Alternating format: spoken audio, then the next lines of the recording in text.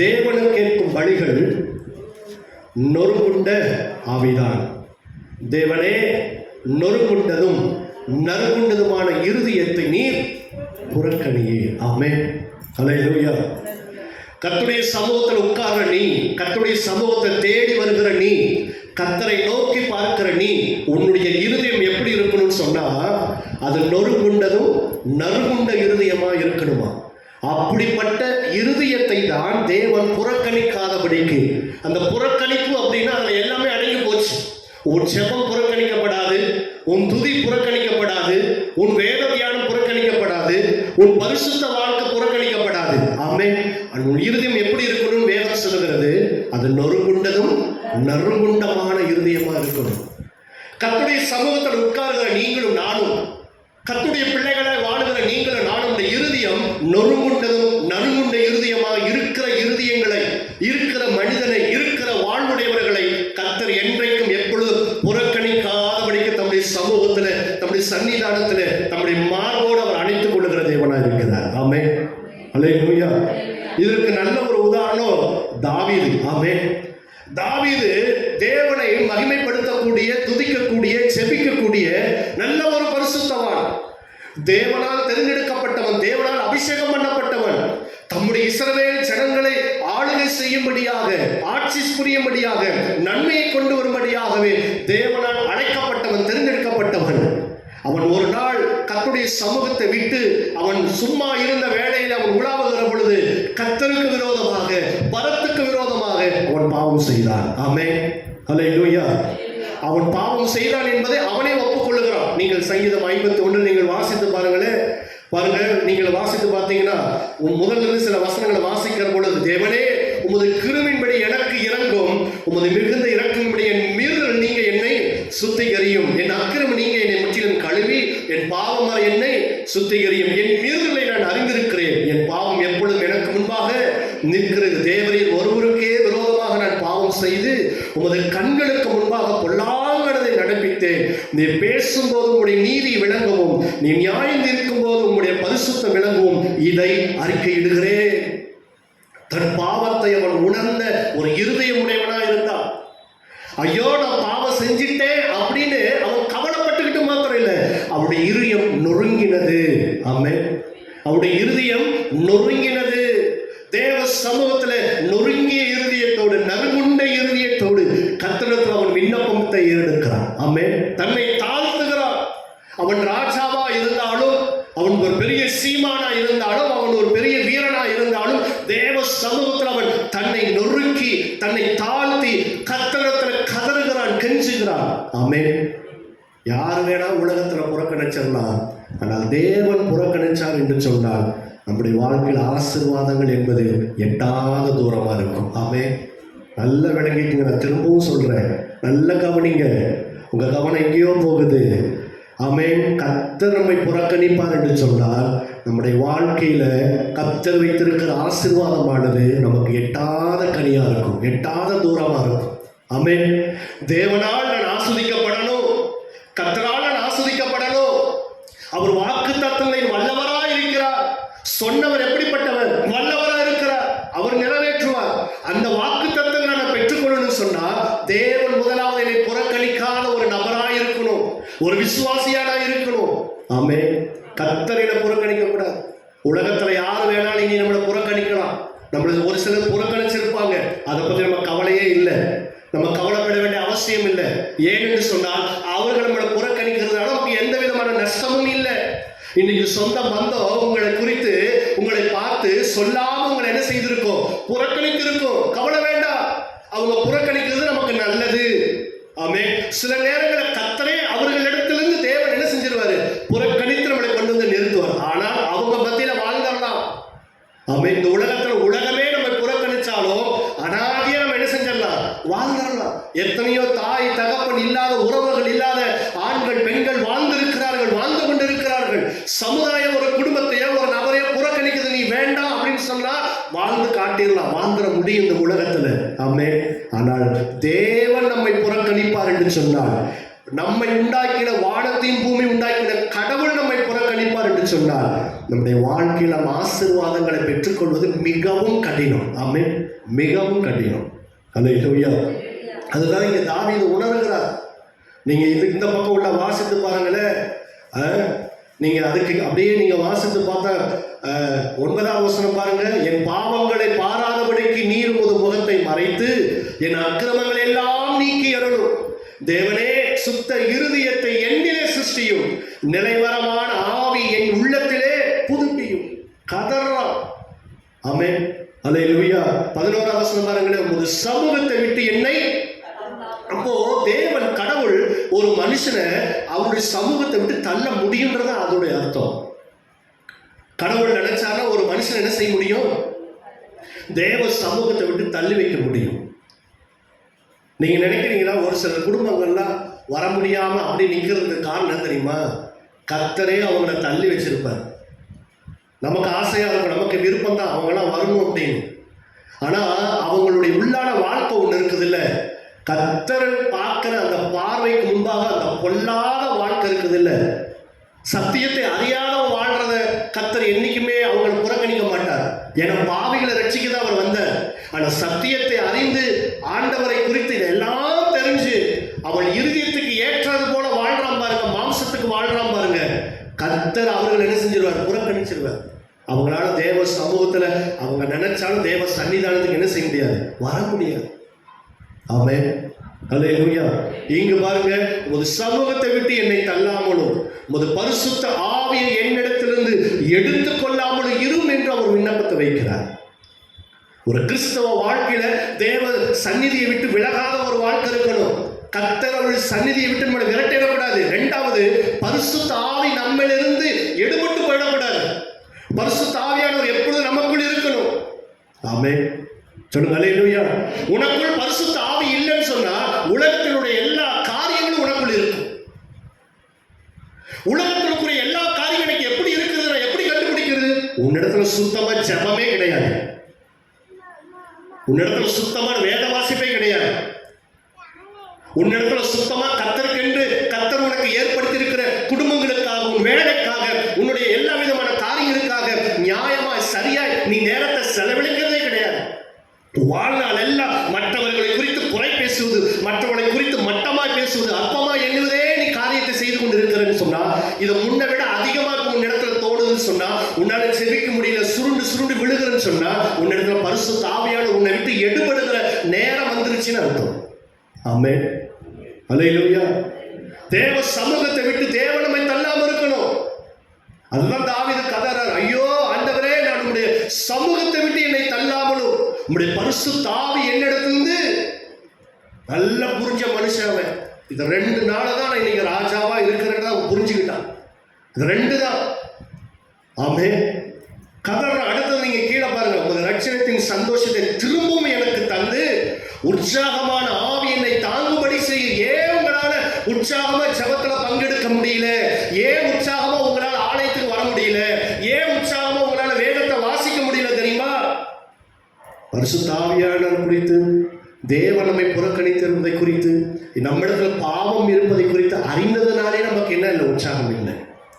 உற்சாகமா நம்ம ஜெபத்தில் உட்காரமா? சொல்லுங்க. உற்சாகமா நம்ம ஜெபத்தில் உட்காரமா? தனி ஜெபத்தில் உட்காரமா? உற்சாகமா? உற்சாகம் இருக்கா நமக்கு? ஜெபம் சொன்னாலே ஒரு உற்சாகம் இருக்கணும். இங்க அவர் அப்படிதான் ஜெபிக்கிறார். உடைய ரட்சிப்பின் சந்தோஷத்தை எனக்கு திரும்ப எனக்கு தந்து உற்சாகமான ஆவி என்னை தாங்கும்படி செய்யும். எங்க போச்சு ஆதியில உனக்குள்ள இருந்த அந்த உற்சாகத்தின் ஆவி? எங்க தேடு. ஆமென். எங்க போச்சு? ஆரம்ப நாட்கள்ல உனக்குள்ள இருந்த அந்த உற்சாகம், வேத வாசிப்பதை குறித்து ஒரு உற்சாகம், ஆலயத்துக்கு போவதை குறித்து ஒரு உற்சாகம், ஜெபிப்பது குறித்து உனக்கு ஒரு உற்சாகம். ஆனா இப்ப இந்த உற்சாகம் இல்லை. ஆமென். கீழே பாருங்க. அடுத்தது அப்படியே நீங்க கீழே வாசித்தீங்கன்னா அவர் சொல்றாரு, 17ஆம் வசனம் பாருங்க. தேவனுக்கு இருக்கும் பலிகள் நொறுங்குண்ட ஆவிதான். தேவனே, நொறுங்குண்டதும் நறுங்குண்டதுமான இருதயத்தை நீர் புறக்கணியீர். ஆமென். அதுக்கு மேல பாருங்களேன். பலியை நீர் விரும்புகிறதில்லை, விரும்பினால் செலுத்துவேன். தகன பலி உங்களுக்கு பிரியமானது அல்ல. அந்த காலங்கள்ல ஆண்டவர் மனிதனுடைய மனம் திரும்புவதற்காக பாவம் மன்னிக்கப்பட்டு கர்த்தருடைய சன்னிதானத்தில் அவன் இணைந்திருக்கணும் அப்படின்றதுக்காக கர்த்தர் பலி என்கிற ஒரு காரியத்தை உண்டாக்கினார். ஆனால் நாள் போக்கில் இவர்கள் என்ன செய்தார் என்று சொன்னால், பாவம் செய்வது, பலி செலுத்துவது, திரும்பவும் பாவம் செய்வது. அப்போ தாவீது அதனாலதான் கர்த்தர் என்ன சொல்றாருன்னா, நீ மிருகத்தை என்ன செய்யாத, பலி கொடுக்கறதுனால, பறவையை நீ பலி கொடுக்கறதுனால நீ என்ன செய்ய முடியாது, மனம் திரும்புதல் உனக்கு கிடைச்சதுன்னு சொல்லி நீ நினைக்காத. உண்மையாகவே உன் இருதயம் என்ன பண்ணணும், நொறுகுண்டதா இருக்கணும், நறுகுண்டதா இருக்கணும். ஒரு மிருகம் நொறுகுண்டு நறுகுண்டு பலி செலுத்துவதை நான் விரும்பல. உன் இருதயம் நொறுகுண்டது நறுகுண்டதுமாய் மாறும் என்று சொன்னால் அந்த இருதயத்தை நான் எப்பவுமே புறக்கணிப்பதில் என்றார். அல்லேலூயா. அந்த நொறுகுண்ட இருதயம் நம்முடைய இருதயமா இருக்குதா? அந்த நறுகுண்ட இருதயத்தோடு தேவ சமூகத்துக்கு வருகிறோமா, வரமா? அப்படி நம்ம ஒவ்வொருத்தரும் வரமா? சனிக்கிழமை இரவே நமக்கு அப்படி உற்சாகம் இருக்குதா? அப்படி ஒரு இருதயமா நமக்கு மாறுதா? புறக்கணிக்கப்படுவோம் தேவனால. இஸ்ரவேலரை கர்த்தர் அழைத்தார், அதே இஸ்ரவேலரை தேவன் புறக்கணித்தார். நல்ல ஞாபகம் வச்சுக்கணும் நம்ம மனசுல. ஆமென். அல்லேலூயா. உனக்கு கர்த்தர் சோறு போடுறாரு, துணி தராரு, பணம் தராரு, வீடு தராரு, காரு தராரு, உன் பிள்ளைகள் எல்லாம் படிக்க வைக்கிறாரு. இந்த மத பதப்பிலேயே இருக்காத. ஆமென். ஒரு பக்கம் கர்த்தர் அவருடைய சமூகத்தில் நீ எப்படி வச்சிருக்கிறாரு, நெருக்கி வச்சிருக்கிறாரா, தள்ளி வச்சிருக்கிறாரா? ஆமென். ரொம்ப கவனிக்கணும் நம்ம. அல்லேலூயா. நேற்று உங்க இருதயம் எப்படி இருந்தது ஆலயத்துக்கு வருவதை குறித்து? உற்சாகமா இருந்திருக்காது. ஏன் உற்சாகம் இல்லை? தாவீது ஜெபிக்கிறார், உன் சமூகத்தில் என்னை தள்ளாமலும் உடைய பரிசுத்த ஆவியை என்னிடத்தில் எடுத்துக்கொள்ளாமலும் உம்முடைய ரட்சணை சந்தோஷத்தை எனக்கு திரும்பவும் கொடுங்க ஆண்டவரே. ஒரு மனுஷன் பாவம் பண்ணிட்டா ரட்சிப்பின் சந்தோஷம் அவனை விட்டு விலகி போயிடும். ஒரு மனுஷன் பாவம் பண்ணிட்டா அவனிடத்துல என்னங்க விட்டு போகும்? ரட்சிப்பின் சந்தோஷம் விலகி போகும். நாங்க அதை அனுபவிச்சிருக்கிறோம். நீங்க அனுபவிச்சிருக்கீங்களான்னு கேட்டா உங்க இடத்துல பதில் வராது. நாங்க அனுபவிச்சிருக்கிறோம். மனம் திரும்புகிற பொழுது ஜெபத்துல இருந்து உபவாசத்தோடு காத்திருந்து ஜெபத்தோடு துதியோடு தண்ணீர மூழ்கி சபை மக்கள் பார்க்கிற வண்ணமாய் தண்ணீர மூழ்கி ஞானஸ்தானம் எடுத்த அந்த நொடி பொழுதிலே ரட்சிப்பின் சந்தோஷத்தை உணர்ந்தோம். உணர்ந்தீங்களா? அந்த அனுபவம் இருக்கா உங்களுக்கு? அந்த அனுபவம் நமக்கு இருக்கா? இன்றைக்கு ஞானஸ்தானம் எதுக்காக எடுக்கிறோம்? எதுக்காக ஞானஸ்தானம் எடுக்கிறோம்? வியாதி குணமாகணும், கல்யாணம் ஆகணும், சுடுகாடு கிடைக்கணும், இந்த சபை நான் ஒரு அங்கத்தினரா இருக்கிறேன் அப்படின்ற ஒரு அடையாளம், ஆசீர்வாதத்துக்காக தான் நம்ம ஞானஸ்தானம் எடுக்கிறோம். மனம் திரும்புதல், ரட்சிப்பின் சந்தோஷத்தின் அனுபவம் நமக்கு இருக்கா? அந்த ரட்சிப்பின் சந்தோஷ அனுபவத்தை நம்ம ருசிக்கிறோமா? நான் மனம் திரும்பின பொழுது பரலோகத்திலிருந்து எனக்கு ஒரு சந்தோஷம், இன புரியாத ஒரு சந்தோஷம். ஐயா கர்த்தர் என்னை ரட்சித்திருக்கிறார், இணை புரியாத ஒரு சந்தோஷம். அந்த சந்தோஷத்தை நம்ம அனுபவிக்கிறோமா? அந்த அனுபவம் நமக்குள்ள இருக்குதா? இல்ல. ஏன் இல்ல? நம்ம இருதயம் எப்படி இருக்குது? நொறுமுண்ட இருதயமா இல்ல, நறுமுண்ட இருதயமா இல்ல, கடின இருதயமா இருக்குது, பாறாங்கல்லா இருக்குது, பாரோனுடைய இருதயமா இருக்குது. நம்முடைய இருதயம் எப்படி இருக்குதுங்க? மனுஷன் சொல்லி கேட்கறது இல்ல, தாய் தகவன் சொல்லி கேட்கறது இல்ல, நம்ம புத்தி சொல்லி கேட்கறது இல்ல, ஆண்டவர் சொல்லி கேட்காத இருதயம் எப்படி இருக்கும்? கல்லு போலதான் இருக்கும். நம்ம இருதயம் எல்லாம் இப்ப கடினப்பட்டு இருக்குது. கவனிக்கிறீங்களா? உங்க கவனம் இங்க இருக்கட்டும். எல்லாருக்கும் தான் பரிசுத்த ஆவியானவர் பேசுகிறார். நம்முடைய வாழ்க்கையில ஏறெடுக்கிற ஜெபங்களுக்கு பதில் கிடைக்க வேண்டும் என்று சொன்னால், நாம் இவ்வளவு நாளாய் காத்திருக்கிற வாக்கு தத்தங்களை நாம் பெற்றுக்கொள்ள வேண்டும் என்று சொன்னால், நம்முடைய வாழ்க்கையில நம்ம தேவ சமூகத்தை நம்மை தாழ்த்தி நொறுமுண்ட நறுமுண்ட இருதயமுடையவர்களாய் மாறுகிற பொழுது மெய்யாகவே உண்மையாகவே நாம் தேவனுடைய ஆசீர்வாதங்களை பெற்றுக்கொள்ள முடியும். ஆமென். அல்லேலூயா. அதற்கு இன்னொரு உதாரணம், நல்ல ஒரு ஆள் மனாசே. ஆமென். மனாசா எப்படிப்பட்டவன்? எடுத்து வாசிங்க 2 நாளாகமத்துல 33வது வசனத்தை, 33வது அதிகாரத்தை எடுத்துக்கொள்ளுங்க. 2 நாளாகமம் 33வது அதிகாரத்தை நீங்கள் எடுத்துக்கொள்ளுங்க. அதுல மனாசாவை குறித்து, அவருடைய வாழ்க்கை குறித்து சரித்திரம் பேசுகிறது. மனாசே ராஜாவா இருக்கிற போது 12 வயதா இருந்து 55 வருஷம் எருசலேமில அரசாண்டான். கர்த்தர் இஸ்ரவேல் புத்திரருக்கு முன்பாக துரத்தின ஜாதிகளுடைய அருவருப்புகளின்படியே அவன் கர்த்தரின் பார்வைக்கு பொல்லாப்பனதை என்ன பண்ணா? கர்த்தர் அருவருக்கிற காரியத்தை அவன் செஞ்சவன். ஆமே. கர்த்தர் அருவருக்கிற காரியம் என்னங்க? ஏன்னா நீங்களும் இன்னும் கவனிக்கல. கர்த்தர் அருவருக்கிற காரியம் என்ன?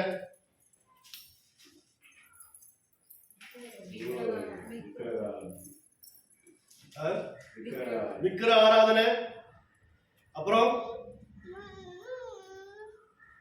சரி, 3 பாவங்களை சொல்லுங்க. பெரிய பாவம் 3 பாவம் என்ன?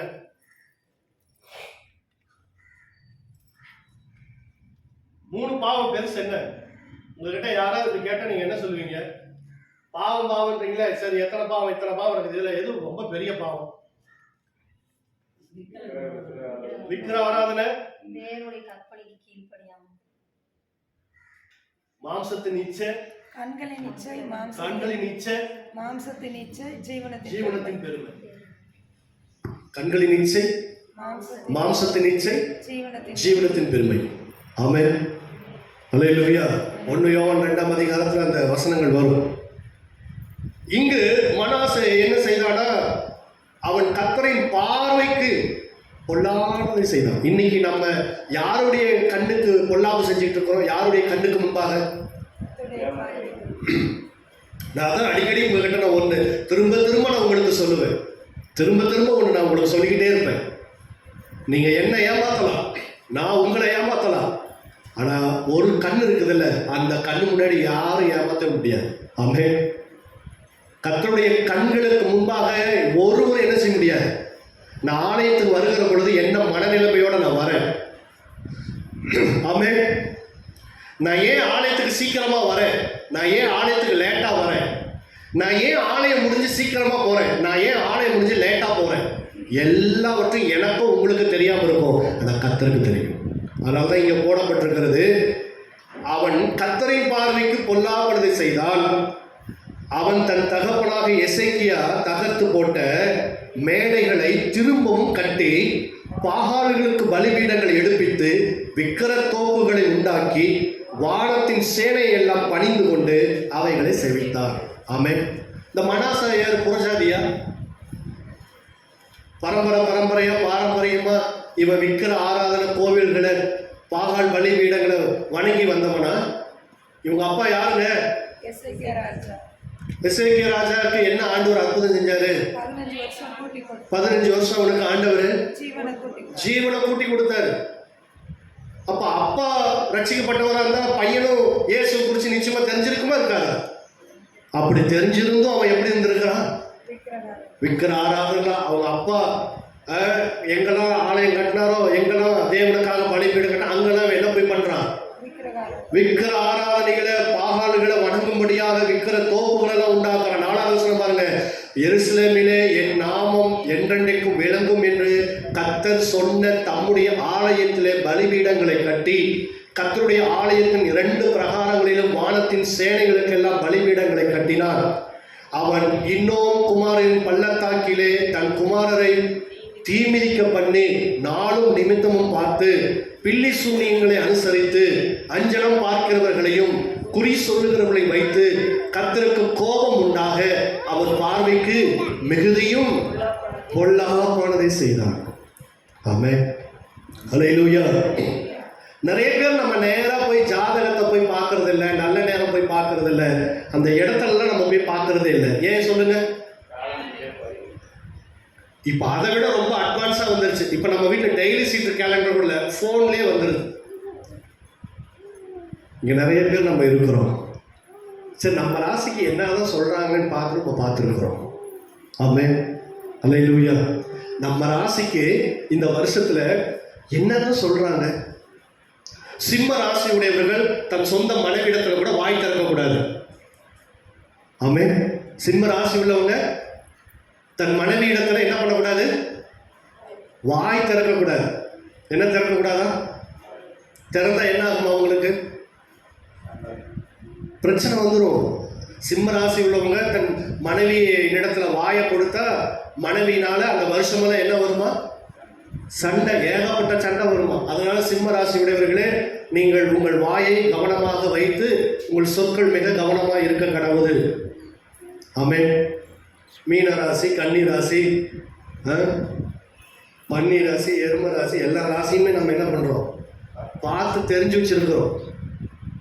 நான் ஐயோ கர்த்தருக்கு அதெல்லாம் பிடிக்காதுங்க. போய் நல்ல நேரம் பார்க்கறது, ஜாதகம் பார்க்கறது, ஐயோ இதெல்லாம் பைபிள்ல போடப்பட்டிருக்குது, அதெல்லாம் நான் செய்ய மாட்டேங்க. ஆனா செல்போன்ல மாத்திரம் யாருக்கும் தெரியாம என்ன செஞ்சிருவேன், பார்த்துருவோங்க. பார்த்துட்டோம். ஆமென். அல்லேலூயா சொல்லுங்களேன். ஆமென். பார்த்துட்டோம். இது கர்த்தருக்கு எப்படிப்பட்டதா இருக்குதா? ஆமா. இந்த மனாசே அவங்க அப்பா எசேக்கியா, அவன் தேவனால கிருபை பெற்று 15 வருஷம் அவன் ஆயுசங்களை பெற்றுக்கொண்டவன். அப்படி ஒரு பரிசுத்தவா. அவனுக்கு பிறந்த மகன் மனாசே என்ன செய்யறான், அவனுக்கு ஆப்போசிட்டா எல்லாம் அப்படியே நடக்கிறான். அல்லேலூயா. நல்ல தூக்கம் வருது போல. ஆமென். 7ஆம் வசனம் வாசிங்க. ஆலயத்திலும் இஸ்ரவேல் கோத்திரங்கள் எல்லாம் தான் தெரிந்து கொண்ட எருசலேமிலும் என் நாமம் என்றென்றைக்கும் விளங்க பண்ணுவேன் என்றும் நான் மோசேயை கொண்டு இஸ்ரவேலுக்கு கொடுத்த சகல நியாய பிரமாணத்திற்கும் கட்டளைகளுக்கும் நியாயங்களுக்கும் ஒத்தபடியே அவர்களுக்கு நான் கற்பித்ததை எல்லாம் அவர்கள் செய்ய சாதாரணமாக இருந்தார்களாகில் நான் இனி அவர்கள் காலை அவர்கள் பிதாக்களுக்கு நிலைப்படுத்தி வைத்து தேசத்திலிருந்து விலக பண்ணுவதில் என்றும் தேவன் தாவீதோடும் குமாரனாகிய சாலமோடும் சொல்லியிருந்த தேவனுடைய ஆலயம் தானே அவன் தான் பண்ணுவித்த விக்கிரமாகிய சிலையை ஸ்தாபித்தார். பாருங்க, சாலமோன் கட்டின தேவாலயத்திலே போய் இவர் என்ன செய்றாரு? இப்ப அமெரிக்கா தேசத்துல போய் வைக்கிறாங்கல்ல. இன்னைக்கு அமெரிக்காவில் ஏகப்பட்ட கோவில்கள் இருக்கு. அமெரிக்க தேசம் இப்படி வீழ்ச்சி அடைவதற்கு காரணம் இது ஒன்று. வேதத்தில் சொல்லப்பட்டபடியே அங்கே நடக்குது. அல்லேலூயா. இப்போ இங்க மனாசே என்ன செய்யறான்? பில்லி சுனியம் பார்க்கறது, மந்திரம் மாந்திரிகம் செய்யறது, பிள்ளைகளை எங்க செய்ய தீல மிதிக்க விடுறான். தான் பிள்ளைகள் என்ன செய்யறான்? தீ மிதிக்க விடுறான். இது எல்லாம் பார்த்தது போக ஆலயத்துக்குள்ளே போய் என்ன செய்யறான்? தேவனுடைய பரிசுத்த ஆலயத்தில் ஆண்டவன் இங்கே வாசம் பண்ணுவேன்னு சொன்ன அந்த ஆலயத்திலே போய் என்ன பண்றான்? சிலையை வைக்கிறோம். ஆமென். 9ஆம் வசனம், அப்படியே கர்த்தர் இஸ்ரவேல் புத்திரருக்கு முன்பாக அழித்த ஜாதிகளை பார்க்கிலும் யூதா எருசலேமின் குடிகளும் பொல்லாப்பு செய்யத்தக்கதாய் மனாசே அவர்களை வழி தப்ப போக பண்ணினான். இவன் மாத்திரம் கெட்டு போகல, இவன் இருக்கிற மக்களை என்ன செய்யறான்? ஆமென் சொல்லுங்க. அல்லேலூயா. இன்னைக்கு நம்ம மாத்திரம் கெட்டு போகல, நம்மால நிறைய பேர் கெட்டு போயிட்டு இருக்கிறாங்க. ஆமென். இதை நீங்க ஏத்துக்க முடியுமா? இதை நீங்க ஒத்துக்க முடியுமா? இதை நீங்க ஒத்துக்கிறீங்களா? நான் மாத்திரம் கெடல, என்னால நிறைய பேர் என்ன செய்யறாங்க? கெடுறாங்க. ஆமென்.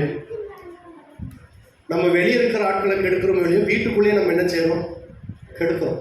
ஒன்று மனைவியை கெடுக்கிறோம், அல்லது புருஷனை கெடுக்கிறோம், அல்லது பிள்ளைகளை கெடுக்கிறோம். எப்படி கெடுக்கிறோம்?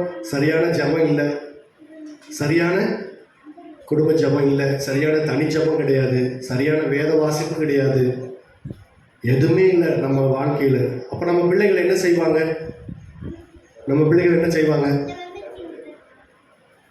ஆமென் சொல்லுங்கள். அல்லேலூயா. ஒரு நாள் இந்த கடைசி பொடுசு, ஒரு நாள் நாங்கள் ஜெபிக்க கொஞ்சம் நேரம் ஆயிடுச்சு, கொஞ்சம் வெளியே போயிட்டு நேரம் ஆச்சு. படுக்கையெல்லாம் போட்டுட்டோம். அந்த பொடுசு டக்குன்னு முழங்கால் போட்டு இப்படின்னுது. இது எங்கிருந்து வருது? டெய்லியும் பண்ணுவாங்கல்ல, அப்ப இன்னைக்கு ஏன் பண்ணல? அது சொல்ல தெரியல, அதை ஆக்ஷன்ல என்ன பண்ணுது? அது காட்டுது. வெளியே கிளம்பிட்டாவே, செருப்பை போட்டுட்டாவே உடனே ஓடி போய் செவுத்து மூளை நின்று அப்படிங்குவான். ஏன்னா வெளியே போறப்ப என்ன செய்யணும்? போயிட்டு வந்த பிறகு என்ன செய்வார்? முதல் ஆளா நின்றுவான், கையை கூப்பி நின்றுவான். சர்ச்சுக்கு வந்தா எல்லாருக்கும் என்ன பண்ணணும்? சர்ச்சு முடிஞ்சோன்னு என்ன பண்ணணும்? எல்லாருக்கும் சொல்றாளா இல்லையா? அப்போ இது எப்படி வருது? பெற்றோர்கள் நம்ம பிள்ளைகளுக்கு முன்மாதிரியா இருக்கிற பொழுது பிள்ளைகள் என்ன செஞ்சிருவாங்க? பழகிடுவாங்க. அவங்க பக்தியா செய்யறாங்கன்னா பக்தி இல்லாம செய்யறாங்க, முதல்ல பழக்கம் வந்துடணும். ஆமென். நம்ம சர்ச்சில் இப்போ விபிஎஸ் வைக்க போறோம். பிள்ளைகள் என்ன செய்யணும்? விபிஎஸ்க்கு அனுப்பி வைக்கணும். இதில் மற்ற உலகத்துக்கு உண்டானது எல்லாமே நம்ம கற்றுக் கொடுப்போம். ஆனா தேவன் நம்முடைய பிள்ளைகளை புறக்கணிச்சிடக்கூடாது அப்படின்ற விஷயத்துல கவனம் இல்லாம அதை நம்ம ஒருபோதும் என்ன செஞ்சிட மாட்டோம்? கற்றுக் கொடுக்கவே மாட்டோம். ஆமென். நம்ம பிள்ளைங்க நல்ல ஜெபம் பண்ணுவாங்களா? நம்ம பிள்ளைங்க ஜெபம் பண்ணுவாங்களா? நம்ம பிள்ளைங்களுக்கு ஜெபம் பண்ண சொல்லுவோமா? பாஸ்ட் பிள்ளைங்களே இன்னைக்கு சரியா என்ன பண்ண மாட்டேங்குங்க. ஆமே, ஆண்டவரே, ஆண்டவரே, ஆமே. ஆனாலும் கர்த்தர் என்ன பண்ணிடுறாரு? அந்த ஜெபத்தை, பிள்ளைகளுக்கு ஜெபத்தை கற்றுக் கொடுக்குறோமா, வேதத்தை கற்றுக் கொடுக்குறோமா? இங்க இந்த மனாசே பிள்ளைகளை தவறான ஒரு பாதையில நடத்துறது மாத்திரமல்ல, தான் குடும்பத்தை மாத்திரமல்ல, எல்லாரையும் கெடுத்து வைக்கிறான். தான் கெட்டதும் இல்லாம எல்லாத்தையும் என்ன செஞ்சான்? எல்லாத்தையும் கெடுத்துறான், எல்லாத்தையும் கெடுத்து வைக்கிறான். ஆமே. நீங்க வாசித்து பாருங்க, 12வது வசனத்துல வாசிக்கிற பொழுது, இப்படி அவன் நெருக்கப்படுகையில் தன் தேவனாகிய கர்த்தரை நோக்கி கெஞ்சி தன் பிதாக்களின் தேவனுக்கு முன்பாக மிகவும் தன்னை தாழ்த்தினார். அவரை நோக்கி அவன் விண்ணப்பம் பண்ணி கொண்டிருக்கிற போது அவன் கெஞ்சுதலுக்கு இறங்கி அவன் ஜெபத்தை கேட்டு அவனை திரும்ப எருசலேமில் உள்ள தன்னுடைய ராஜ்யத்திற்கு வர பண்ணினார். கர்த்தரே தேவன் என்று அப்பொழுது மனாசே அறிந்தான். ஆமென். எவ்வளோ கொடூரமான பாவம் உள்ளவன், தேவ ஆலயத்திலேயே போய் விக்கிரத்தை வச்சவன், பிள்ளைகளை தீக்கடக்க பண்ணினவன், அந்த மக்களையே தப்பான பாதையில ஆண்டவரை தொழுக வச்சவன். ஆனால் அவனுக்கு ஒரு ஆபத்து வருது. நீங்க மேல வாசித்து பார்த்தா உங்களுக்கு தெரியும்.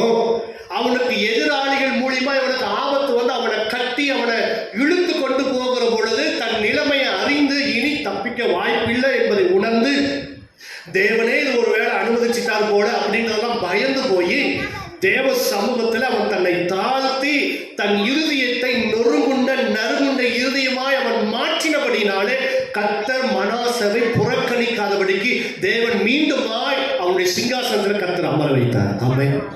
அல்லேலூயா. அப்பேற்பட்ட பாவி தாவீது கொலை செய்தான். ஆமென். அடுத்தவன் பொண்ண போய் என்ன செஞ்சான்? அவன் ஆசை கொண்டான். இப்படிப்பட்ட 2 பாவிகளை கர்த்தர் அவருடைய இருதயம் நறுங்குண்டதமாய் மாறின பிறகு கர்த்தர் அவர் பக்கமாய் சேர்த்துக் கொண்டார். புறக்கணிக்காதபடிக்கு தேவன் சேர்த்துக் கொண்டார். அல்லேலூயா. கவனிக்கிறீங்களா இங்க? ஆமென். அப்படிப்பட்ட ஒரு இருதயத்தை தேவன் என்ன செய்து கொண்டார்? சேர்த்துக் கொண்டார். இன்னைக்கு நீங்களும் நானும் கர்த்தருடைய சமூகத்தில் நறுகுண்ட இருதயம் உடையவர்களாய் நாம் இருப்போமானால் கர்த்தர் நம்மை அவருடைய சன்னிதானத்தை விட்டு தள்ளாமல் வைத்திருப்பார். ஆமென். கர்த்தர் அவருடைய சமூகத்தை நம்ம தள்ளிட்டாருன்னா இந்த உலகத்துல கர்த்தருடைய ஆசீர்வாதத்தை பெற்றுக்கொள்வது நமக்கு ரொம்ப கடினம். உன் ஜெபத்திற்கு பதில் வராது. உன் ஜெபம் இன்னும் ஏன் கேட்கப்படாம இருக்குன்னு சொன்னா, உன் இருதயம் இன்னும் நொறுங்கல, உன் இருதயம் இன்னும் நறுங்க உண்டாதான் மாறல, இன்னும் இருதயம் கடினப்பட்டு இருக்குது, கல்லா இருக்குது, விருத்த சேதனம் அடையாத ஒரு இருதயமா இருக்குது. ஆமென். இரக்கம் இல்லாத, மனம் திரும்புதல் இல்லாத ஒரு இருதயமா இருக்கிறது. அந்த இருதயத்தை கர்த்தர் புறக்கணிச்சிருவார் தேவ சமூகத்தில் வருகிற பொழுது. அல்லேலூயா. சொல்லுங்க அல்லேலூயா. நீங்கள் சங்கீதம் 147 வாசிக்கிற பொழுது அங்கு நம்ம ஒரு வசனத்தை வாசிக்கலாம். கர்த்தர் அந்த நறுகுண்ட இருதயத்தை கர்த்தர் அவர் புறக்கணிக்கிறது மாத்திரமல்ல, அந்த இருதயத்தை கர்த்தர் என்ன செய்கிறாரா? 147:3 வாசித்து பார்க்கிற பொழுது அங்கு சொல்லப்படுகிறது, இருதயம் நொறுகுண்டவர்கள் என்ன செய்கிறாரா? குணமாக்குகிறார். அவர்களுடைய காயங்களை. உங்கள் இருதயம் அடிபட்டு இருக்குது இல்ல? உங்க இருதயம் அடிபட்டு இருக்குதா இல்லையா? ஏன் எல்லாம் ஒரு மாதிரி இருக்கிறீங்க? உங்க கவனம் இல்லையே. எல்லாம் எனக்கு தெரியுன்ற மாதிரி ஒரு மாதிரி அசட்டே உட்கார்ந்துட்டு இருக்கிறீங்களே. ஆமே. உங்கள் இருதயம் காயப்பட்டிருக்குதா இல்லையா? சொல்லுனால காயப்பட்டிருக்குது. ஆமே. சில விஷயங்களால காயப்பட்டிருக்குது. இன்னும் இந்த காயம் ஆறாமல் இருக்கிறதுக்கு காரணம் என்ன தெரியுமா? உங்கள் இருதயம் நறுகுண்ட இருதயமா மாறல. நறுகுண்ட இருதயமா என்ன செய்யல? மாறல. இங்க வேதம் சொல்லுகிறது, இருதயம் நொறுகுண்டவர்களை குணமாக்குகிறார். எப்படி குணமாக்குகிறாரா? அவர்களுடைய காயங்களை கட்டுகிறார். அந்த காயம் கட்டப்பட்டாவே இருதயத்தில் இருக்கிற புண்ணு என்ன செஞ்சிடும்? ஆறிடும். இருதயம் குணமாயிடும். இருக்கிற புண்ணு என்ன செஞ்சிடும்? இன்னும் உன் இருதயத்துல பழைய கசப்புகள், பழைய பாதிப்பு, பழைய எண்ணங்கள் இன்னும் உன் இருதயத்துல காயமாவே இருக்குது, சீழ் பிடிச்ச நிலைமையில் இருக்கு. காரணம் என்ன தெரியுமா? உன் இருதயம் குணமாகாம இருக்கிறதுக்கு காரணம் என்ன தெரியுமா? உன் இருதயம் இன்னும் நறுகுண்ட இருதயமா இல்லை. ஆமென். அல்லேலூயா. என்றைக்கு உன் இருதயம் நறுகுண்டதாய் அப்பொழுது உன் இருதயத்தை கர்த்தர் குணமாக்குவார். அப்பொழுது தேவன் உன் இருதயத்தை என்ன செய்வாருங்க? குணமாக்குகிறவராக இருக்கிறார். ஆமென். அதுக்கு தாவீது தான் உதாரணம். தாவீது இந்த சம்பவத்தினால ரொம்ப உன் இருதயம் காயப்பட்டு போச்சு. ஐயோ, நம்ம இப்படி ஒரு பெரிய தப்பு பண்ணிட்டோமே, இப்படி ஒரு பெரிய விஷயத்தை செஞ்சிட்டோமே, கர்த்தருக்கு பிடிக்காத அருவருப்பான ஒரு பெரிய காரியத்தை செஞ்சிட்டோமே, துணிகரமா செஞ்சிட்டோமே. அவன் இருதயம் தன் பாவத்தினால காயப்பட்டது. ஆமென். பொதுவா நம்ம இருதயத்தை திறந்து பார்த்தா மற்றவங்களால காயப்பட்ட காயத்தை தான் காட்டிட்டு இருக்கணும் ஒழிய நம்மால நம்மளே நம்ம இருதயத்தை காயப்படுத்திக்கிட்டது என்னைக்கு நம்ம காட்டிக்கிட்டதே கிடையாது. ஆமென். நீங்களே உங்க இருதயத்தை காயப்படுத்துகிறீங்க. நாமே நம்முடைய இருதயத்தை காயப்படுத்துகிறோம். எதனால? பாவம் செய்வதனால. ஆமென். கீழ்ப்படியாததுனால, வசனங்களுக்கு மாறாய் நடப்பதனால நாமே நம்முடைய இருதயத்தை என்ன பண்ணிக்கிறோம்? காயப்படுத்துகிறோம்.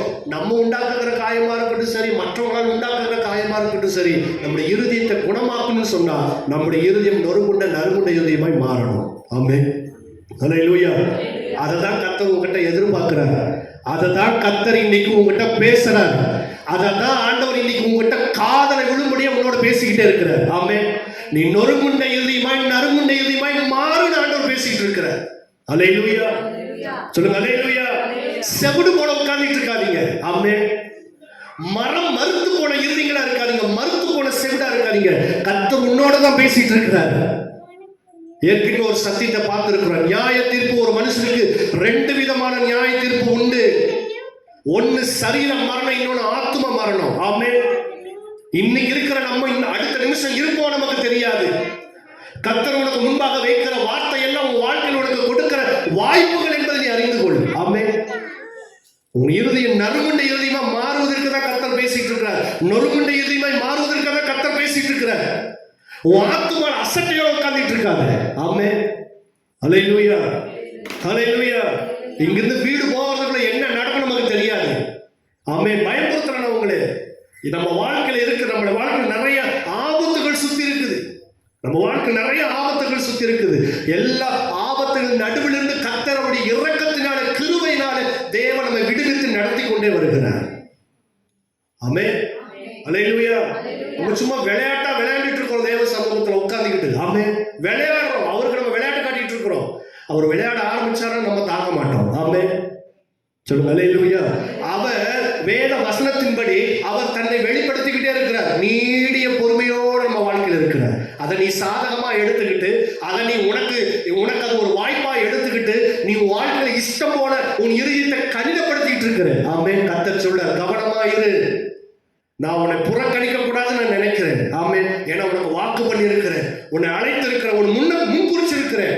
என் சமூகத்துக்கு நீ விளைகிறாத, விலகணும்னு சொன்னா உனக்கு ஆபத்து அநேகமா இருக்குது. ஆமென்.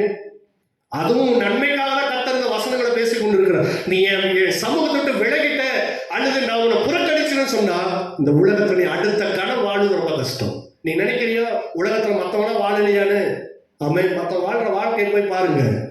அல்லேலூயா. நம்பிக்கை இல்லாத வாழ்க்கை, நிம்மதி இல்லாத வாழ்க்கை. ஆமென்.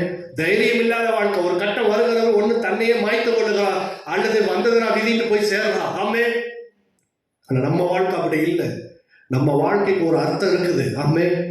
நம்ம வாழ்ற வாழ்க்கையில் ஒரு அர்த்தம் இருக்குது, ஒரு மீனிங் இருக்குது. ஆமென். கர்த்தர் நம்மை கொண்டு இந்த மக்களுக்கு, இந்த தேசத்துக்கு ஒரு நன்மையை செய்யணும் விரும்புறாரு. பிரச்சனை நம்ம கண்ணு முன்னாடி இருக்குது தெரியுமா? எவ்வளவு பிரச்சனைகள் இருக்கு தெரியுமா? ஆனா நம்ம பிரச்சனை தெரியுமா? எனக்கு மதியத்துக்கு சோறு இல்லை, எனக்கு மதியம் சோறு இல்லை, எனக்கு கறி இல்லை, எனக்கு மீன் இல்லை. இதுதான் நம்ம பிரச்சனை. உலகம் முழுவதும் சோறு இல்லைன்னு என்ன செய்ய போற? உலகம் முழுவதும் கறி இல்லைன்னு என்ன செய்ய போற? உன் அன்றாட பிரச்சனை, உன் மாம்ச பிரச்சனையே நீ பார்த்துட்டு இருக்கிற. உன் ஆசை, உன் சுயநலத்தையே பார்த்துட்டு இருக்கிற. ஆனா உனக்கு முன்னாடி உலகத்துல எவ்வளவோ பிரச்சனைகள் இருக்கு. அரசியல் ரீதியா, இயற்கை ரீதியாக எவ்வளவு பிரச்சனை நமக்கு முன்பாக இருக்கு தெரியுமா உங்களுக்கு? போன வருஷத்தோட இந்த வருஷம் ஏங்க வெயில் அதிகமா இருக்குது? 3 மடங்கு அதிகமா இருக்குதா இல்லையா? ஆமாவா இல்லையா? இன்னும் ஏப்ரல், இன்னும் மேவே வரல. ஆனா இந்த ஏப்ரல் ஸ்டார்டிங்ல என்ன வெயில்! ஏதோ சூரியன் கொஞ்சம் கீழே இறங்கி மண்டையில அடிக்கிற மாதிரி இருக்குதா இல்லையா? இன்னும் உலகம் சொல்றாங்க, பெரிய பெரிய ஆட்கள் சொல்றாங்க, இன்னும் ஒரு 6 வருஷத்துல, இன்னும் ஒரு 10 வருஷத்துல சூரியனுடைய தாக்கம் ரொம்ப அதிகமா இருக்குமா? ஏசி இல்லாத வீடே இருக்காதுன்றான். ஆமே. 6 மணி நேரம் தான் ஒருத்தரால வெளியே இருக்க முடியும், அதுக்கப்புறம் வீட்டுக்குள்ள வந்துடணும்ன்றாங்க. நீங்க தென் மாவட்டம் போய் பாருங்க, திருநெல்வேலியில போய் பாருங்க, எல்லா வீட்லயும் ஏசி இருக்கும். எல்லா வீட்லயும் ஏசி இருக்குது. நான் சும்மா சொன்னீங்க வேணா போய் பாருங்க. ஒரு குடிசை வீட்டுல ஏசி இருக்குது. ஏன் தெரியுமா? இதை விட அங்க 10 மடங்கு அதிக வெயில். எங்க மாமியார் சொல்றாங்க, என்ன சொல்றாங்க, நெருப்புல உட்காந்துட்டு இருக்கிற மாதிரி இருக்குதுன்றாங்க, ஒரு தீக்குள்ள போற மாதிரி இருக்குதுன்றாங்க. ஆமே. இங்கே இந்த வெயில் தாங்க, அங்க போனீங்கன்னு வச்சுக்கோங்களேன், இதை விட டபுள் மடங்கு ட்ரிபிள் மடங்கு இருக்கும் அங்க வெயில். உலகம், இயற்கை நமக்கு எவ்வளோ ஆபத்துகள்லாம் கொண்டு வச்சிருக்குது. அரசியல்ல எவ்வளோ காரியங்கள்லாம் இருக்குது. இதெல்லாம் எனக்கு தேவையில்லை. எனக்கு இன்னைக்கு என் பொழப்பு, எனக்கு இதை மாத்திரம் வேத வசனத்தின்படி நடந்துக்கிறது. அன்றன்றைய நாள் போதும் என்று கர்த்தர் சொல்லியிருக்கிறாருல்ல. கர்த்தருக்கு சோதனைன்றது. ஆனா தேசத்துடைய வாழ்வுக்காக, ரட்சிப்புக்காக நம்ம எதையும் என்ன பண்றது இல்லை. ஆமே. நல்லா கவனிச்சுக்குங்க. கர்த்தர் உங்களோட தான் பேசுறாரு, உங்களோட தான் இடைப்படுறாரு. ஆமே. நொறுங்குண்ட நறுங்குண்ட இருதயமா உங்கள் தேவ சமூகத்தை நீங்க ஒப்பு கொடுங்க. அப்பதான் உன் ஜெபம் கேட்கும். அப்பதான் உனக்கு கொடுத்த வாக்கு தத்தம் நிறைவேறும். அப்பதான் உன் வாழ்க்கை முன்னேறும். அப்பதான் உன் சந்ததி முன்னேறும். இல்லைன்னா மாறாது. ஆமே. கடின இருதயத்தை, விருத்த சேதனம் இல்லாத இருதயத்தை கர்த்தர் ஒருபோதும் ஒன்றும் செய்ய முடியாது. ஆமே. அல்லேலூயா. தாவீது அவன்தான் தன் இருதயத்தை குணமாக்கி கொள்ளுகிறான். எனக்கு குணம் வேணும்னு சொல்லி தன்னை குணமாக்கி கொள்ளுகிறான். அடுத்து நீங்க அதிலே பாத்தீங்கன்னா அன்னாள், 1 சாமுவேலை நீங்க வாசித்து பாத்தீங்கன்னா, அன்னாள் தேவ சமூகத்தில் முதல் அதிகாரத்தில் போய் பாருங்க. அன்னாள் தேவ சமூகத்தில் இருதயத்தை என்ன பண்ணுகிறார்? உடைக்கிறார். உங்க இருதயத்தை நீங்க உடைக்கிறீங்களா? தேவ சமூகத்துல உடைக்கிறோமா? நம்ம என்னைக்கான இருதயத்தை உடைச்சிருக்கிறீங்களா? ஆமே. உங்க தேவைக்காக உடைச்சிருப்பீங்க. ஆமே. பரிசுத்தத்திற்காக, நீதிக்காக, உத்தமத்துக்காக, பாவம் இல்லாத ஒரு வாழ்க்கைக்காக தேவ சமூகம் இருதயத்தை உடைக்கிறோமா? ஐயோ, நான் சத்தியத்தை தெரிஞ்சும், பைபிள் நல்லா தெரிஞ்சும், ஞானஸ்தானம் எடுத்தும், அபிஷேகம் பெற்றும் நான் இப்படி பேசிட்டேனே, இப்படி நடந்துட்டேன்னு என்னைக்காவது நம்ம இருதயத்தை உடைக்கிறோமா? பேசுறோமா? ஆண்டவர் சமூகத்துல அப்படி நம்ம கதறி ஜெபிக்கிறோமா? ஆமே.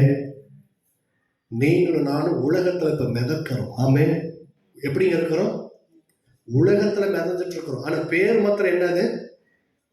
கிறிஸ்தவன். ஆமே. நீங்களும் நானும் எல்லாரும் ஒரே அப்படியே மிதந்துட்டு இருக்கிறோம். உலகம் நமக்குள்ள நிறைய இருக்குது. உலகத்தை பார்க்க முடியுமா? பார்க்க முடியும். எங்க பார்க்க முடியும்? உங்கள் இருதயமே உங்கள் உலகம். ஆமே. உலகத்துல என்னெல்லாம் இருக்குது? ஒயின் ஷாப் இருக்குது, விபச்சார விடுதி இருக்குது, பொழுதுபோக்கு இடங்கள் இருக்குது, எல்லாமே இருக்குது இல்லை? அரசியல் இருக்குது, திருட்டு இருக்குது, பொய் இருக்குது. இது எல்லாம் இங்க இருக்குது. இதெல்லாம் இங்க இருக்குது. இதுதான் உலகம். ஆமே. இந்த சரீரத்தை எப்படியெல்லாம் தீட்டுப்படுத்தணுமோ நம்ம தீட்டுப்படுத்தி உட்கார்ந்துட்டு இருக்கிறோம். அல்லேலூயா. கர்த்தர் சொல்றார், இந்த சரீரம் இது என்னுடைய ஆலயன்ற இந்த ஆலயத்தை நான் என்ன செஞ்சிட்டு இருக்கிறேன்? தீட்டுப்படுத்துறேன். கர்த்தர் அப்படி எப்படி நமக்குள்ள இருக்க முடியும்? இருக்க முடியாது. அப்ப கர்த்தர் இல்லைன்னா இங்க என்ன இருக்குது? இருதயத்துல உலகம் தான் இருக்குது. நம்ம இருதயத்துல நிறைய உலகம் இருக்குது. ஆமே. இருக்குதா இல்லையா? அதெல்லாம் தாராளமா ஒத்துப்போம். ஆமே. அல்லேலூயா. உலகம் நமக்குள்ள நிறைய இருக்கு. உலகம் போற போக்கு இன்னைக்கு உலகத்துல ஏன் இன்னைக்கு நமக்கு நிறைய வருத்தம் வருது, கவலை வருது? உலகத்துல பார்த்துக்கிட்டு உலகத்துல இருக்கிறதுனால நமக்கு நிறைய கவலை வருது. அவங்கள போல இல்லை, இவங்கள போல இல்லை, இப்படி இல்லை, அப்படி இல்லை. என்னைக்காவது உன் இருதயத்தை நறுக்கி தேவ சமூகத்தை தாழ்த்தி என்னை மன்னியும் சொல்லி நம்ம ஜெபம் பண்ணி இருக்கிறோமா? ஆமே. அப்படி நறுங்குண்ட இருதயத்தை கர்த்தர் குணமாக்குறார். முதல்ல பார்த்தோம், புறக்கணிக்க மாட்டார். 2வது பார்த்தோம், குணமாக்குகிறார். 3வது சங்கீதம் 34:18. சங்கீதம் 34:18 நீங்கள் வாசித்து பாருங்க. சங்கீதம் 34:18. நொறுங்குண்ட இருதயம் உள்ளவர்களுக்கு கர்த்தர் சமீபமா இருந்து நறுங்குண்ட ஆவி உள்ளவர்களை ரட்சிக்கிறார். ஆமென். நறுங்குண்ட இருதயத்தை கர்த்தர் புறக்கணிப்பதில்லை. நறுங்குண்ட இருதயத்தை கர்த்தர் குணமாக்குகிறார். நறுங்குண்ட இருதயத்தை கர்த்தர் ரட்சிக்கிறார். சமீபமா இருந்து என்ன செய்யறாரா? ஏன் உங்க கஷ்டத்துல இருந்து இன்னும் உங்களுக்கு ரட்சிப்பு வரல? ஏன் உங்க கஷ்டத்துல இருந்து இன்னும் உங்களுக்கு ரட்சிப்பு வரல? கர்த்தர் உங்க பக்கத்துல சமீபமா இல்ல. சமீபமா ஏன் இல்ல? உங்கள் இருதயம் நறுங்குண்டதா இல்ல. ஆமென். இங்க இங்க இங்க நான் ஒரு கர்ச்சீப்பு போடுறேன், வந்து எடுத்து கொடுமான்னு சொல்ற இந்த டிஸ்டன்ஸ்க்கும் இவன் அடுத்த வீதியில் இருக்கிறான்னு வச்சுங்க, கர்ச்சீப்பை எடுத்து கூடு அப்படின்னா தா வாரேன்னு அங்கிருந்து வரதுக்கு எவ்வளவு டிஸ்டன்ஸ் இருக்கு பார்த்தீங்களா? நம்ம இன்னைக்கு இங்க இருக்கிறோமா அல்லது அங்க இருக்கிறோமா? ஆமென். எங்க இருக்கிறோம்? தேவன் எங்க இருக்கிறாரு? ரொம்ப தூரமா இருக்கிறாரு. கர்த்தருடைய முகத்தையே நம்ம பார்க்கிறோம், பல வருஷம் ஆச்சு. ஆமென். அல்லேலூயா. கேலண்டர்ல கூட இப்ப நம்ம கர்த்தருடைய முகத்தை என்ன செய்யறது இல்லை, பார்க்கறதே இல்லை. இயேசுடைய முகம் நமக்கு தெரியறதே இல்லை. இயேசுவா அப்படின்ற ஒரு நிலைமைக்கு, அந்த நிலைமையில இருக்கிற இயேசுவா யார் அவருன்ற நிலைமையில இருக்கிறோம். ரொம்ப தூரமா இருக்கிறாரு அவர் நம்ம வாழ்க்கையில.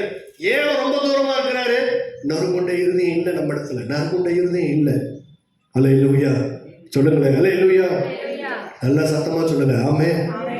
நொறுகுண்ட இருதயம் உள்ளவர்களா இருப்பீர்களானால், நறுகுண்ட இருதயம் உள்ளவர்களா இருப்பீர்களானால், கர்த்தர் உங்களுக்கு சமீபமா இருந்து கர்த்தர் உங்களுடைய எல்லா பிரச்சனைகள் இருந்து கர்த்தர் உங்களை ரட்சிப்பார். இல்லைன்னா பிரச்சனை இருக்கிறபடியே தான் இருக்கும். இருக்கிற பிரச்சனை இருந்துகிட்டு தான். நீ என்னைக்கு உன்னை தாழ்த்துற, என்னைக்கு உன்னை நொறுக்கி உன் இருதயத்தை நொறுக்கி நறுக்கி உன்னை தாழ்த்துறியோ உன் வாழ்க்கையில மாற்றம் உண்டாகும். இல்லைன்னா மாற்றம் இல்லை.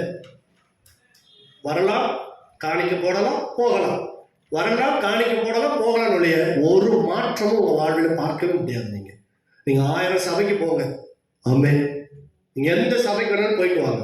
நான் சேலஞ்ச் பண்றேன், சுத்திட்டு வாங்க, உலகம் முழுதும் போயிட்டு வாங்க. பெரிய பெரிய சர்ச்சஸ்லாம் இருக்குது.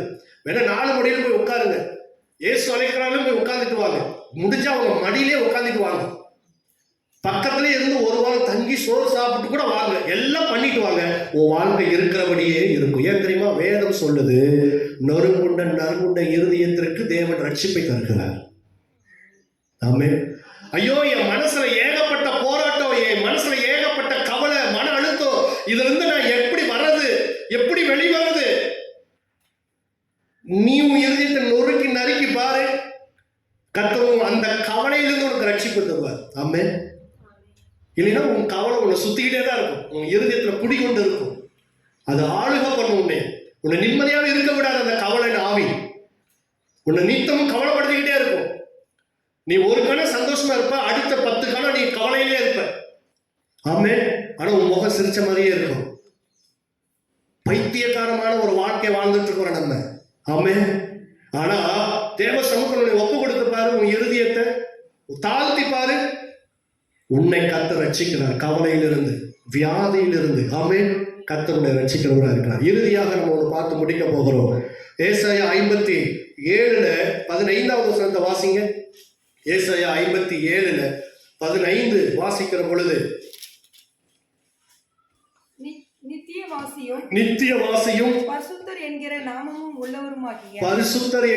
நாமமும் உள்ளவராகிய மகத்துவம் உன்னதமானவர் சொல்லுகிறார். உன்னதத்திலும் பரிசுத்த ஸ்தலத்திலும் வாசம் பண்ணுகிற நான் பணிந்தவர்களின் ஆவியை உயிர்ப்பிப்பதற்கும் நொறுங்கினவர்களின் இருதயத்தை உயிர்ப்பிப்பதற்கும் நொறுங்குண்டு பணிந்த ஆவி உள்ளவரிடத்தில் வாசம் பண்ணுகிறேன். நொறுங்குண்ட பணிந்த ஆவி உள்ளவரிடத்தில். இதை விட இன்னும் எப்படி விளக்கமா கர்த்தர் சொல்ல முடியும்? அவரே சொல்லுகிறார். ஆமென். அவரே என்ன பண்றாருங்க? அந்த வேத வசனத்துல 57:15 அப்படியே சொல்லுகிறார். நித்தியவாசியும் பரிசுத்தர் என்கிற நாமம் உள்ளவருமாகிய மகத்துவம் உன்னதமானவர் சொல்லுகிறார். ஆமென். உன்னதத்திலும் பரிசுத்த ஸ்தலத்திலும் வாசம் பண்ணுகிற நான் பணிந்தவர்களின் ஆவியை உயிர்ப்பிக்கிறவரும்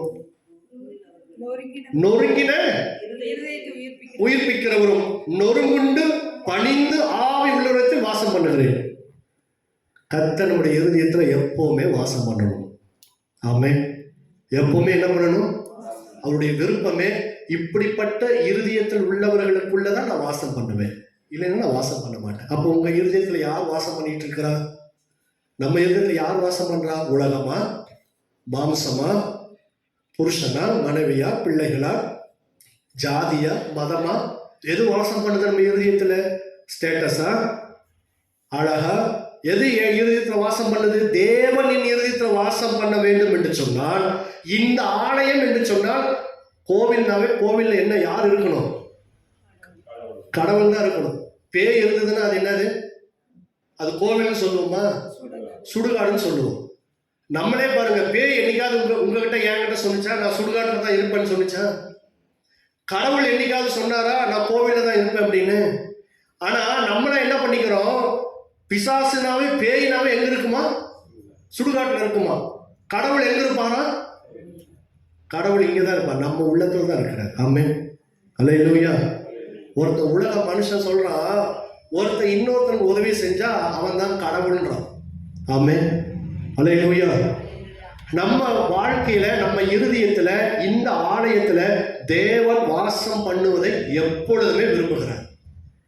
அவர் எப்படிப்பட்டவர்களுக்குள்ள வாசம் பண்ண விரும்புகிறார்? நொறுங்குண்ட நறுங்குண்ட பணிந்த ஆவி உள்ளவரிடத்தில் அவர் என்ன செய்ய விரும்புகிறார்?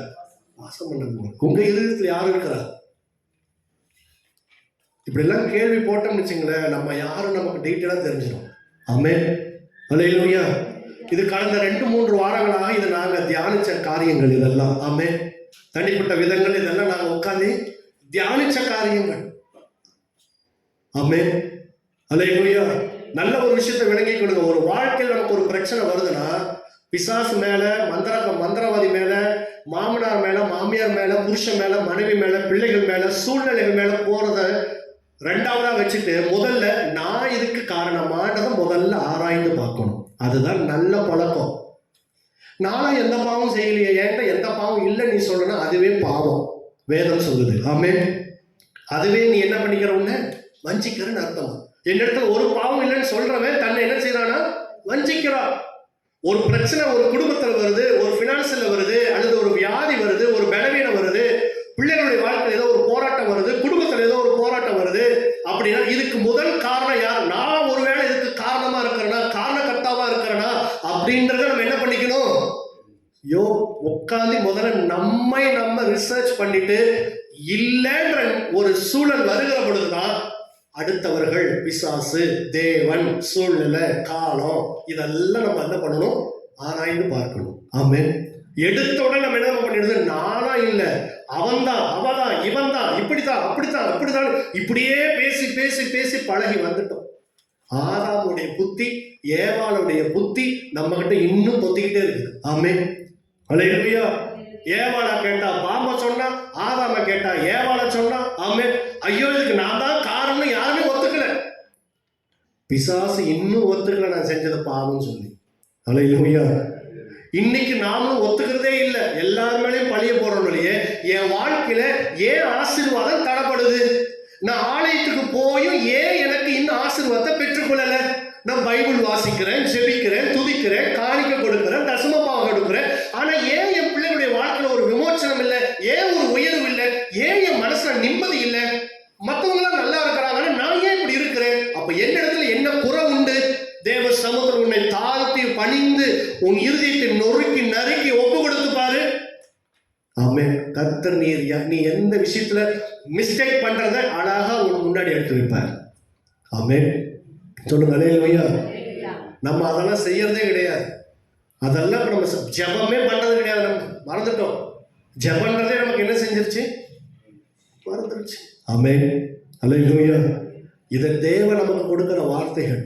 எப்பவுமே அதை நம்ம ஏற்றுக்கொள்ளணும். என்னிடத்துல முதல்ல இந்த பிரச்சனைக்கு நான் தான் காரணமானது முதல்ல சிந்திங்க, முதல்ல யோசிங்க. அப்புறம் அடுத்தவங்க பக்கம் போகலாம். இதுக்கு என்ன காரணம்? ஏன் இந்த பிரச்சனை வந்தது? அப்ப என்னிடத்துல என்ன இல்லை? ஜெபம் இல்லை, ஜெப குறைவு. உங்க இடத்துல ஜெப குறைவு தான் பிரச்சனை வரும். உங்க இடத்துல வேத வாசிப்பு குறைவு தான் பிரச்சனை இருக்கும். உன் இடத்துல விசுவாச குறைவு தான் பிரச்சனை இருக்கும். ஆமென். அதுக்கு நீ சபையை குறை சொல்லக்கூடாது, ஊழியக்காரனை குறை சொல்லாத. ஆமென். நீ இங்கிருந்து 1000 சபைக்கு போனாலும், நீ நான் முன்ன சொன்ன மாதிரி நீ எங்க போனாலும், உன்னிடத்துல இருக்கிற குறையை வச்சுட்டு நீ பல இடங்களுக்கு போனாலும், உன்னிடத்துல இருக்கிற குறையை நீ மாத்திக்கிட்டாதான் பிரச்சனை மாறணுடைய, இல்லைன்னா மாற்றவே முடியாது. ஆமென், சொல்லுங்க அல்லேலூயா, அல்லேலூயா. பிரியமானவர்களே, கர்த்தர் இன்றைக்கு உங்களோட பேசுவ காரியம், உன்னுடைய வாழ்வில் நீ ஆசீர்வாதத்தை பார்க்க முடியாம தத்தளிக்கிற, தவிக்கிற, வேதனைப்படுற, கலங்குற, உன் இறுதி அப்படியே கலங்கி போயிருக்குது. கர்த்தர் சொல்றாரு, உனக்கு தான் சொல்றாரு, முதல்ல தேவனுடைய சமூகத்துல உன் இருதயத்தை நறுகுண்ட இருதயமாய் ஒப்புக்கொடு. ஆமென். உன்னை தேவ சமூகத்துல தாழ்த்து, நீ தாழ்த்தி பாரு, நீ குணமாவ. கர்த்தர் உனக்கு சமீபமாக உன்னை ரட்சிப்பார். ஆமென். கர்த்தர் உனக்குள்ள வாசம் பண்ணுவார்.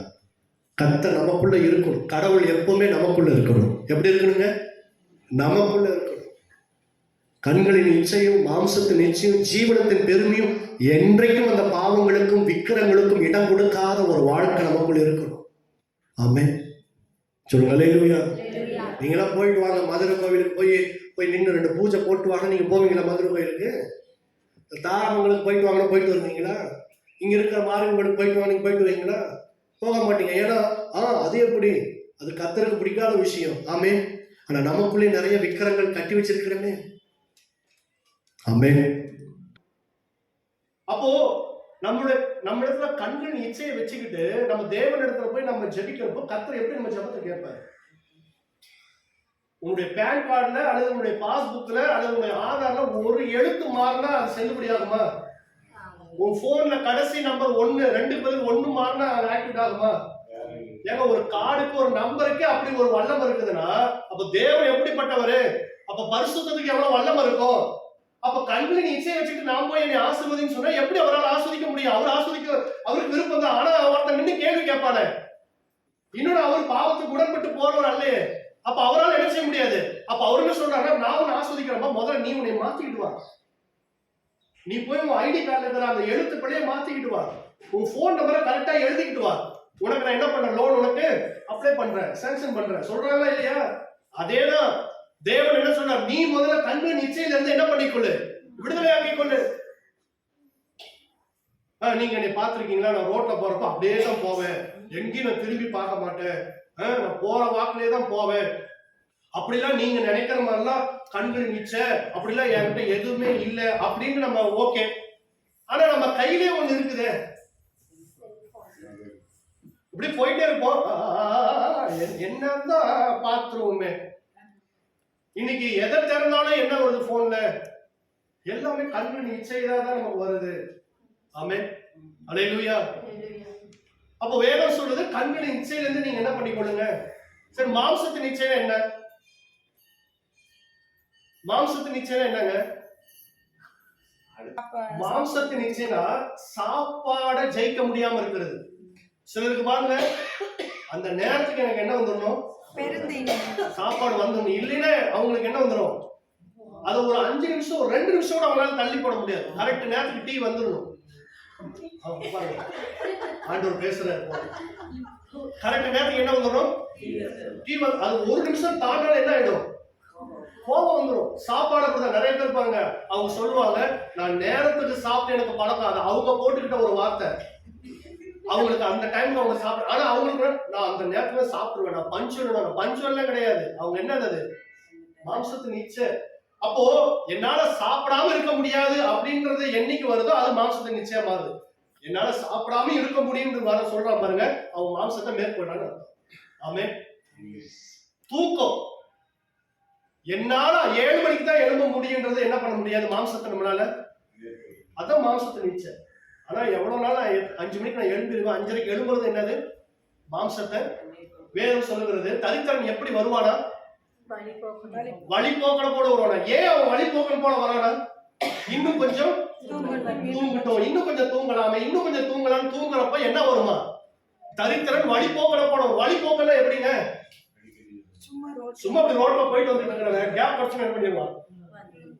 ஏன் நம்ம வாழ்க்கையில தரித்திரம் இருக்குன்னா இன்னும் கொஞ்சம் 9 மணிக்கு படுத்துட்டு 8 மணிக்கு எழும்புற ஆள் இல்ல. 1 மணிக்கு படுத்துட்டு நம்ம என்ன செய்யறோம்? ஏன் 1 மணி வரைக்கும் என்ன செய்யறோம்? 1 மணி வரைக்கும் கண்களின் இச்சை. 1 மணிக்குல இருந்து அதுக்கப்புறம் என்ன வருது? மாம்சத்தின் இச்சை. என்னால தூங்காம இருக்க முடியாது. ஏன் முழு ஜெபத்துக்கு நம்ம வரதில்லை? என்னால ஒரு நாள் என்ன செய்ய முடியாது. ஏன் உபவாச ஜெபத்துக்கு உபவாசம் இல்லாம வரோம்? என்னால சாப்பிடாம என்ன பண்ண முடியாது. அப்ப சாப்பாடு, இந்த சரீரத்தை எந்தெந்த விஷயங்கள்லாம் நம்மளை மேற்கொள்ளுதோ, எதையெல்லாம் நீங்க போட்டு அடக்குறீங்களோ அது எல்லாமே மாம்சத்தின் இச்சை ஜெயிக்கிற அர்த்தம். ஆமென். எல்லாமே இந்த மாம்சத்தை நம்ம ஜெயிக்கிறது தான். இந்த மாம்சத்தை ஜெயிக்காம நம்ம இருக்கணும்னா அதுதான் மாம்சத்தின் இச்சைன்னு சொல்லு. அப்ப கண்களின் இச்சை மாம்சத்தின். இதுக்கு பேர் ஆண்டவர் என்ன வச்சிருக்கிறாரு? மாமிசம். ஆமென். இந்த மாம்சத்தை என்ன, உங்களுக்கும் எனக்கும் அனுதினமும் போராட்டம் இந்த மாம்சத்துல இருந்துகிட்டே இருக்கும். விழுவோம் எழுவோம். ஆனா எழும்பிக்கிட்டே இருக்கும். விழுந்தரே படுத்தக்கூடாது. இந்த மாம்சத்தின் போராட்டத்தை நித்தமும் நம்ம என்ன பண்ணிட்டே இருக்கணும், மேற்கொண்டு வரணும், ஜெயித்து கொண்டே வரணும். அப்ப கண்களின் இச்சை, மாம்சத்தின் அடுத்தது எப்படி நமக்குள்ள ஒருத்தர் திரும்பி பார்த்தாவோ, அல்லது பாடுகிறது, இசைக்கறி வாசிக்கிறது, அல்லது எல்லாமே நம்ம எதெல்லாம் நம்ம செஞ்சு அதுல பெருமைப்படுறோமோ அதெல்லாம் ஜீவனத்தின். நம்ம வாழ்க்கையில எப்பவுமே நம்ம என்ன செஞ்சிடக்கூடாது, பெருமைப்பட்டுக்கவே கூடாது. நல்லா விளங்கி கொள்ளுங்க, மாம்சத்தின் ஜீவனத்தின் பெருமை எந்த சூழ்நிலையில வேணாலும் எப்ப வேணாலும் வரும். வாலிப வயசு மாத்திரம் இல்ல, 60 வயசானாலும் உங்களுக்கு என்ன வந்துடும், ஜீவனத்தின் பெருமை வந்தே தீரும். அப்ப கண்களின் இச்சை, மாம்சத்தின் இச்சை, ஜீவனத்தின் பெருமை எப்பவுமே நமக்கு என்ன பண்ணக்கூடாது. நீங்க எவ்வளவு செல்வந்தங்களா மாறினாலும், எவ்வளவு நீங்க அழகா மாறினாலும், முன்ன விட இப்ப நீங்க பாக்குறதுக்கு நல்ல முன்னைக்கிறப்ப நல்லா இருக்கணும். எப்படி நீங்க அழகா மாறினாலும், உங்க பிள்ளைகள் நல்லா வளர்ந்து வந்தாலும், நல்லா படிச்சு நல்ல ஒரு உயர்வுக்கு போனாலும், பெருமை மாத்திரம் என்னைக்கு நம்ம என்ன பண்ணக்கூடாது. ஆனா வரும், வராம இருக்காது, ஆனா அதை தாழ்த்தணும். ஆகவே தேவ சமூகத்துல இன்னைக்கு நீங்க கேட்டது போல நொறுங்குண்ட நறுகுண்ட இருதயம் உடையவர்களாய் தேவ சமூகத்தில் அர்ப்பணித்து பாருங்க. கர்த்தர் உங்களை புறக்கணிக்க மாட்டார். கர்த்தர் உங்கள் இருதயத்தை குணமாக்குவார். கர்த்தர் என்ன செய்வார், உங்களை சமீபமா உங்களை என்ன செய்வார், ரட்சிப்பார். உங்களுக்குள்ள எப்பவுமே தேவன் என்ன செய்வார், எழுப்புமா. கண்களை மூடி நம்ம ஜெபிக்கலாமா? எல்லாரும் எழுப்பி கண்களை மூடி எல்லாரும் எழுவோம். தேவ சமூகத்துல தாழ்த்தி அன்பு